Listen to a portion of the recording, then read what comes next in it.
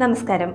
നിയമസഭാ തിരഞ്ഞെടുപ്പ് ഫലം നാളെ വരാനിരിക്കെ എക്സിറ്റ് പോൾ പ്രവചനങ്ങളുടെ പിൻബലത്തിൽ സർക്കാർ രൂപീകരിക്കാൻ തയ്യാറെടുക്കുകയാണ് BJP. തിരഞ്ഞെടുപ്പ് ദിവസം പുറത്തുവന്ന 12 എക്സിറ്റ് പോൾ ഫലങ്ങളിൽ 3 മാത്രമായിരുന്നു ആം ആദ്മിക്ക് തുടർഭരണം പ്രവചിച്ചത്. അതായത് ഡൽഹിയിൽ വമ്പൻ ഭൂരിപക്ഷം നൽകി വിജയിപ്പിച്ച ആം ആദ്മി പാർട്ടിയെ ജനം കൈവിടുകയാണെന്നർത്ഥം. ഡൽഹി BJP തൂത്തുവാരുമെന്ന കൂടുതൽ എക്സിറ്റ് പോൾ പ്രവചനങ്ങൾ ഇപ്പോൾ പുറത്തു വരികയാണ്. ഡൽഹിയിൽ BJP കൊടുങ്കാറ്റാകുമെന്നാണ് ഇന്നലെ പുറത്തുവന്ന 3 എക്സിറ്റ് പോൾ പ്രവചനങ്ങളും സൂചിപ്പിക്കുന്നത്. മഹാരാഷ്ട്ര, ജാർഖണ്ഡ് നിയമസഭാ തിരഞ്ഞെടുപ്പുകളടക്കം കൃത്യമായി പ്രവചിച്ച ആക്സിസ് മേ ഇന്ത്യ BJP 70-ൽ 44 മുതൽ 55 സീറ്റുകൾ വരെ നേടുമെന്നാണ് പറയുന്നത്. അതായത് 48% വോട്ടും BJP നേടുമെന്നർത്ഥം. നിലവിൽ ഭരണത്തിലുള്ള ആം ആദ്മി പാർട്ടിക്ക് 15 മുതൽ 25 സീറ്റുകളിൽ മാത്രമേ ജയിക്കാൻ സാധിക്കുകയുള്ളൂ എന്നും സർവേയിൽ പറയുന്നുണ്ട്. കോൺഗ്രസ് 0 മുതൽ 1 സീറ്റിൽ വരെ ജയിക്കാമെന്നും ആക്സിസ് മേ ഇന്ത്യ പ്രവചിക്കുന്നു. കൂടാതെ പുരുഷന്മാരിൽ 50%-ഓളവും സ്ത്രീകളിൽ 46%-ഓളവും BJPയെ പിന്തുണയ്ക്കുന്നുവെന്ന് സർവേ പറയുന്നു. AAPക്ക് പുരുഷന്മാരിൽ 40%-വും സ്ത്രീകൾ 44%-വുമായിരിക്കും പിന്തുണയ്ക്കുക. ഇരു വിഭാഗത്തിലും കോൺഗ്രസിന് 7% പിന്തുണയും എക്സിറ്റ് പോൾ പ്രവചനങ്ങൾ പ്രവചിക്കുന്നു. അതേസമയം ടുഡേയ്സ് ചാണക്യ ഒരു പടി കൂടി കടന്ന് BJP 57 സീറ്റുകൾ വരെ നേടുമെന്നാണ് പ്രവചിക്കുന്നത്.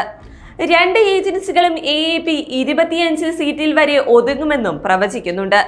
CNX 49 മുതൽ 61 സീറ്റുകൾ വരെ BJP നേടുമെന്ന് പ്രവചിക്കുമ്പോൾ AAP 10 മുതൽ 19 വരെ സീറ്റുകളിൽ ഒതുങ്ങുമെന്നാണ് പ്രവചനം. കോൺഗ്രസ് ഇത്തവണയും കാര്യമായ നേട്ടമുണ്ടാക്കാനാകില്ലെന്നാണ് ഇതുവരെ പുറത്തുവന്ന എല്ലാ പ്രവചനങ്ങളും പറയുന്നത്. എല്ലാ സർവേകളും പരമാവധി 3 സീറ്റാണ് കോൺഗ്രസിന് പ്രവചിക്കുന്നതെന്നതും ശ്രദ്ധേയം. അതേസമയം പ്രവചനങ്ങളിൽ നിരാശരായ AAP ക്യാമ്പ് എക്സിറ്റ് പോളുകൾ ആശയക്കുഴപ്പമുണ്ടാക്കാനുള്ള നീക്കമാണെന്ന വാദമാണ് ഉയർത്തുന്നത്. വോട്ടെണ്ണൽ കേന്ദ്രങ്ങളിൽ നിന്നും പാർട്ടി പ്രവർത്തകരെ മാറ്റി നിർത്താനാണ് ശ്രമമെന്നും AAP ആരോപിക്കുന്നുണ്ട്. മസാജിംഗ് സെന്ററുകളും സ്പാകളും നടത്തുന്നവരൊക്കെയാണ് എക്സിറ്റ് പോൾ നടത്തുന്നതെന്നും ഫലം വരുമ്പോൾ AAP സർക്കാർ ഉണ്ടാകുമെന്നും AAP MP സഞ്ജയ് സിംഗ് പറയുന്നു.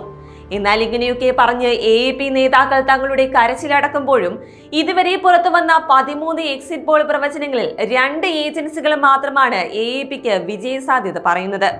അതേസമയം ഡൽഹിയിൽ തീപാറിയ പ്രചാരണമായിരുന്നു AAPയും BJPയും കോൺഗ്രസും നടത്തിയത്. രാമായണത്തെ കൂട്ടുപിടിച്ചും പാർട്ടികൾ പോരടിക്കുന്ന കാഴ്ചയാണ് പ്രചാരണ വേളയിൽ കണ്ടതുപോലും. വനവാസകാലത്ത് സീതയെ തട്ടിക്കൊണ്ടുപോകാൻ രാവണൻ അയച്ച സ്വർണ്ണമാനിനെ പോലെയാണ് BJP എന്ന് അരവിന്ദ് കെജ്രിവാൾ പറഞ്ഞത് വിവാദങ്ങൾക്ക് തുടക്കമിട്ടു.